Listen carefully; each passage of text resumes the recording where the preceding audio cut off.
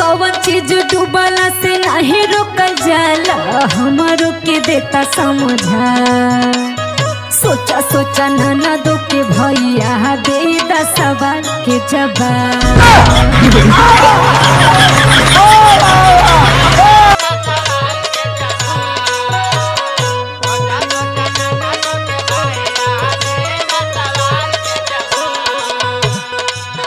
का रे का एक सुबह से बहुत लगा था पढ़ा लिखा है का, तब का यही से गांव भर झगड़ा पूरा होला।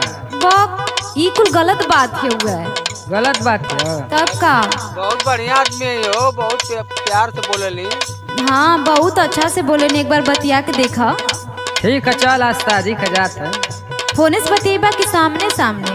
नहीं जाई। अच्छा ठीक बता, ले सुन सवाल का जवाब। सुनावा। सूरज